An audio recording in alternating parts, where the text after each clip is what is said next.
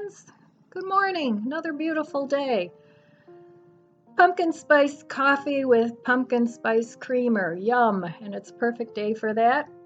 I had to drag out my flannel shirt. I love flannel shirts. This is a lightweight one, and I've had it for years. I have several colors. I have a green, a red, a blue. This color, so I like them. They're very comfortable. I don't like to wear them out too much, but I wear them around the house, and I just kind of schlep around, and this is what I schlep around in. So anyway, Little Poet, Susan over there at Little Poet, she has a tag out, and I wanted to do this tag, and the name of the tag is Up Close and Personal Tag. So I'm going to link her link below, so go check out her channel. She has a really nice channel. She does a lot of fashion, she does makeup, she does skincare, very artistic. She's a singer. She has her own CD out, and she's just a really delightful person. So go check out her channel if you haven't checked it out before. She also does great editing and filming, and she has a little dog named Desi, and he's in all her videos too. And he looks a little bit like my Lizzie, but he's really a cute little guy. So go check out Susan's channel, Little Poet. So this is the tag anyway, and I just kind of wanted to do it too. So the first question is, what are my stats? Well, I'm 69 years old, and I'm about 5 foot, 5'1". I'm shrinking, so that's how tall I am. I weigh between 125, 130. That kind of goes up and down. What else can I tell you? That's about it on the stats. I'm single. I'm divorced. So actually I'm divorced twice. And right now, well, I'm not single. I do have a partner.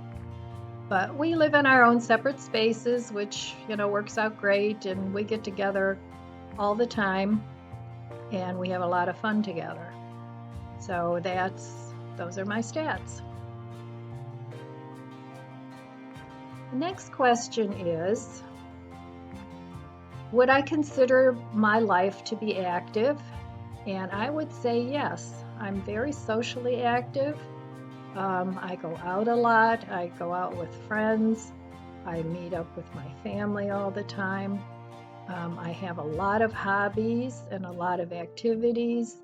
I have my yard. I have my painting, my jewelry. I like to collect beach glass. I have my dogs. They keep me very occupied. I have a best friend that lives right next door to me. She and I have been best friends for over 40 years. So yes, I have a very active life. Here at home, I'm not as active as I'd like to be because of some of my arthritis and things like that. So I have gotten sedentary here at home, and I really need to ramp that up. I keep saying that. But I do what I can, and then when I can't, I rest. So yes, I would consider my life to be very active. Do I have a husband or a boyfriend? Well, yes and no. It's complicated.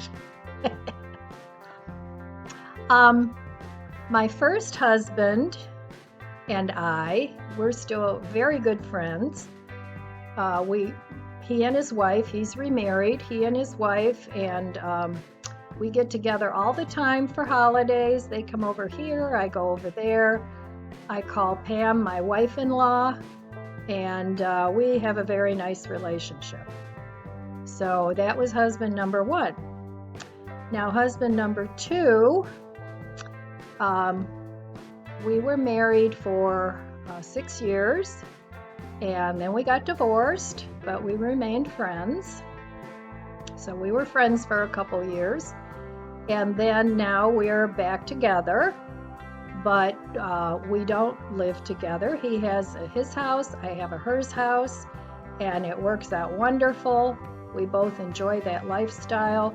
We get together all the time, and yeah, it just works out great. So we're all one big happy family. So some people would think that's weird, but we like it and we love it. So that's my status with that. Next question is, do you consider yourself spiritual or sexual? I don't see why there has to be a difference between the two, because a sexual thing can also be a spiritual thing, and I consider myself to be very spiritual. I'm not a church-going person. I don't affiliate with any particular religion. I like aspects of a lot of religions.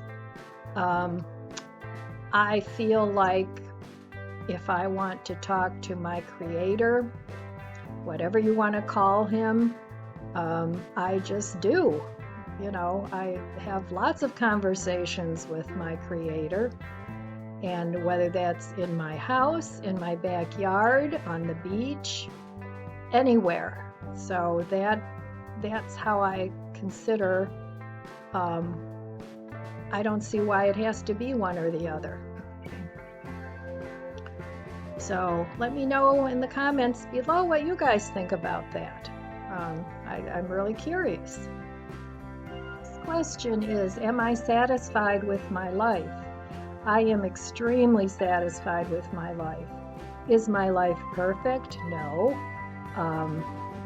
But I try to make it as happy as I can by finding joy in the things that I do and not doing the things that I don't enjoy doing. And I've lived long enough that I know what I like, I know what I don't like. I do like to try new things. If I like them, I will do them. If I don't like them, I won't do them. So I kind of do my own thing, you know, and why not? That's what we all should do. We all should do our own thing and make ourselves happy. Nobody else can make you happy. And I know that's not a new thing, but it's oh so true. Nobody can make you happy. Happiness has to come from inside your soul, and you have to feed that soul. If you don't feed your soul, you're going to starve and you're going to be miserable and unhappy, and you just have to find what it is that sparks your joy and do it, you know. So that's my feelings on that. So yes, I am very satisfied with my life. How do I feel when I walk into a room of strangers? I'm by nature more on the, I'm like an introverted extrovert, if that makes any sense. If I'm comfortable with you, I'm very extroverted. I like to talk. I like to interact with people. I don't like small talk. I'm not good at small talk. I find it extremely boring, and it's not something I like to do. So how do I feel when I walk into a room of strangers? I pretty much like to observe. I like to watch people and see how they interact with each other. And then at that point, when I see somebody that I might enjoy a conversation with, then I will seek that person out and have a conversation with them. But I'm not a big social butterfly. The friends that I've had for many, many years. I have plenty of friends. I don't have a lot of friends, in that regard. Like some people might have, 20, 30 friends. I consider the friends that I do have extremely precious to me, and I do get together with them. So I have a lot of friends, but I don't have a ton of friends, and that's the way I like it. I don't like superficial relationships. I like somebody that I can have a deeper conversation with, and then I can talk for hours. So that's what I think about. Am I more skilled at building myself up or tearing myself down? When I get negative thoughts about myself, or if somebody has said something that I find to be hurtful, I analyze what they've said, and then I come to my own conclusion. Is this a true statement? Is this something that I could improve on? Or is this something that is just a matter of their perspective? So depending on my answer to myself, I go by that. So I don't tear myself down. I just don't do that. And if I do something that I'm proud of, I will give myself a pat on the back and, good job, Ellen, you did a good job, but I don't dwell on negativity. I just don't. There's no point to it. It's not productive. It makes you feel bad about yourself, and if you can't love yourself and feel good about yourself, then there's some work to be done. So again, doing the things that you love to do. It doesn't matter what the opinions of others are, even if they're very close to you. You still have to do your own thing. So that's what I think. What is the key to a happy life after 60? I think, my opinion is, the key to a happy life after 60 is, and I've kind of been talking about this through this whole video, is being comfortable in your own skin. Yes, you're going to get some wrinkles and things are going to get a little saggy, but that's okay. I don't have to be the most attractive woman in a room. I don't care if heads don't turn. I don't care about that stuff. So if I feel good, if I put on an outfit and do my hair and my makeup or whatever it is I'm doing, or no makeup, and I feel good when I look in the mirror, then that's great. That's what I strive for. What everybody else thinks about it, if you want to wear a red hat or have a boa, or you want to dress like a hippie, or whatever it is you want to do, or if you're very classic, whatever your style is. I think it has more to do with style than anything else, and being comfortable. Now, if you have a certain thing that you do and you're not comfortable in it, then don't do it.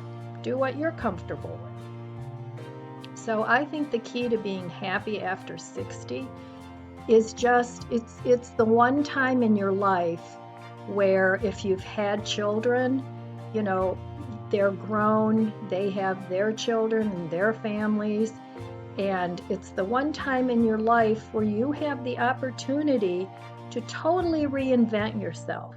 Do everything in your life that you wanted to do your whole life, but weren't able to because you had responsibilities. Having children is a choice that you make, and it's a commitment. Even having animals is a commitment, and those are things you have to honor. But when you're on your own and you're older and you're wiser and you know what it is you want, then go with it. And if it's a matter of yes, help your family, do all those things.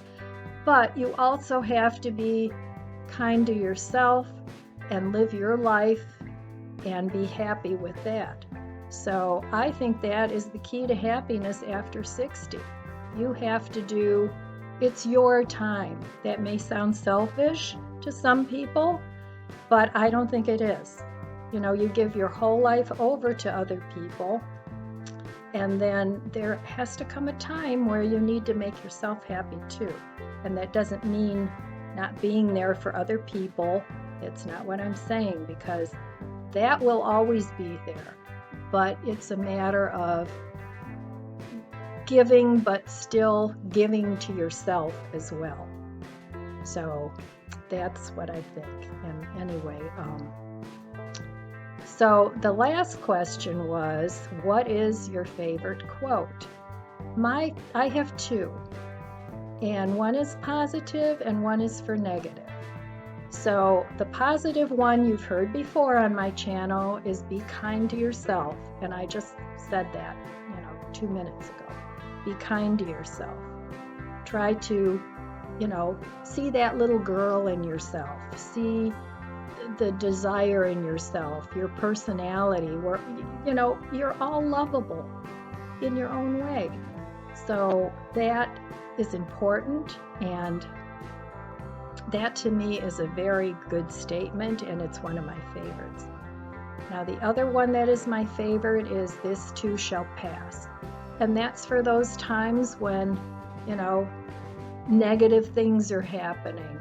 And we all have that, and like I said, I try not to focus on the negative.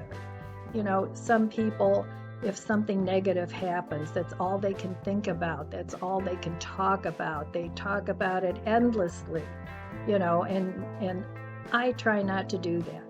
I'll talk it over maybe with a friend, or I talk it over with myself a lot. I mainly do that. And then I will journal about it, I'll write about it, and, try to put it in perspective and not make it a bigger thing than it is by feeding it. It's like that old saying where the Indian boy asks his grandfather, which is stronger, the bad wolf or the good wolf? And the grandfather wisely says, it's whichever one you feed. And that is so true. So feed the positive wolf. Feed your positive soul. Your soul has an endless limit of positivity that you can put in there. Feed other people's souls. Be the happy source in their life. Be a light that shines into their world when there's darkness. And do the same for yourself. All right, my friends, that's all I have today. I'm going to enjoy my pumpkin spice, go out and enjoy nature a little bit, and cheers. Have a cup of coffee, put your feet up, enjoy the day, and I wish you all abundant blessings. I love you guys, and I'll see you next time.